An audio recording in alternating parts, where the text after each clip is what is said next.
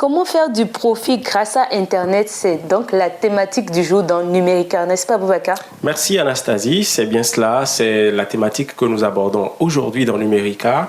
Beaucoup de personnes sont sur Internet, qui est un outil aujourd'hui assez incontournable, un outil dont on ne peut plus se passer, mais ils ne savent pas forcément comment tirer le meilleur du profit de cette plateforme, de cette nouvelle manière de faire les choses qui nous est imposée par le numérique. Voilà.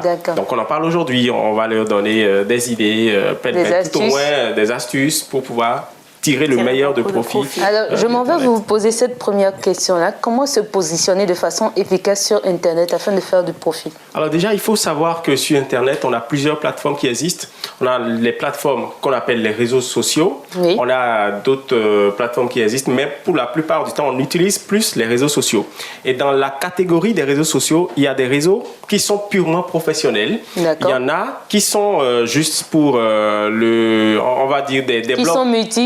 Qui sont multifonctions, mais pour la plupart des blogs. Donc, chacun, en tant qu'utilisateur, doit savoir sur quoi il veut se mettre. Quand on prend le réseau social le plus utilisé aujourd'hui dans le monde entier, Facebook, il y a plus d'1 milliard d'utilisateurs. Ça, je pense que c'est le chiffre le plus bas. Plus d'1 milliard d'utilisateurs. Mais il y a des comptes Facebook et des profils et des pages Facebook. Et dans l'une des émissions, on avait dit que les pages sont réservées pour les trucs professionnels, etc. Pendant que les comptes, c'est pour les trucs personnels.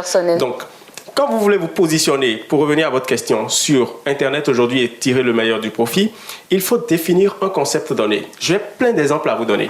Les influenceurs web qui existent aujourd'hui, parlant d'influenceurs web, c'est l'un des nouveaux métiers qu'on retrouve grâce à Internet.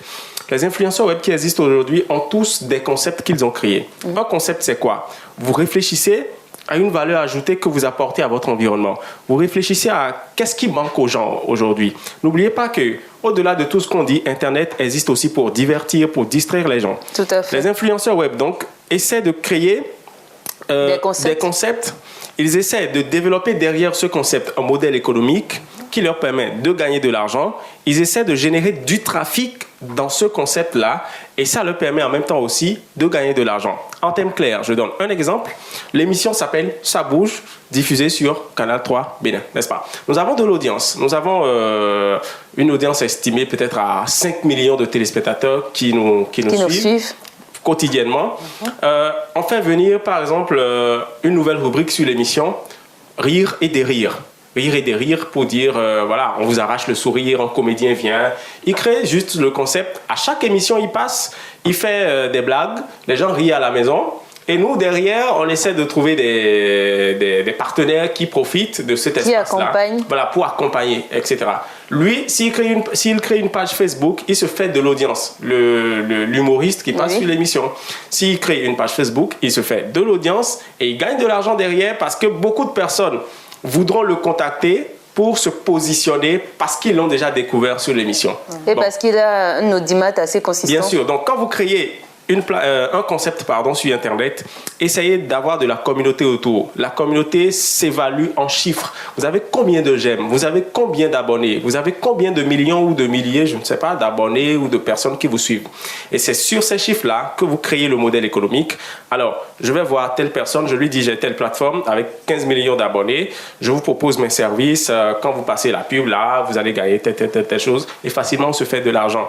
On n'est pas obligé de passer toute la journée sur Internet à s'envoyer des nudes, excusez du peu, à s'envoyer des photos ou à s'insulter alors qu'on ne gagne rien dedans. Internet est là pour nous faire de nous des richards, si vous voulez. Eh bien, je profite. Bien sûr, pour gagner du profit. Toujours dans cette optique-là, vous avez parlé tout à l'heure de nudes et de ce qui va avec. Les gens ont tendance parfois à créer de faux scandales, justement pour accroître le nombre de followers, d'abonnés. Ça s'appelle les C'est une stratégie marketing? Oui, ce sont des stratégies marketing. Ça s'appelle le bad buzz. En réalité, ça a ses avantages, mais beaucoup plus d'inconvénients. Quand vous gérez mal le bad buzz, il se retourne contre vous et vous risquez de perdre même le nombre d'abonnés que vous aviez au départ. Donc, il faut beaucoup réfléchir. savoir quel contenu je crée par rapport à tel objectif, et en fonction de ça, je définis des stratégies pour y arriver.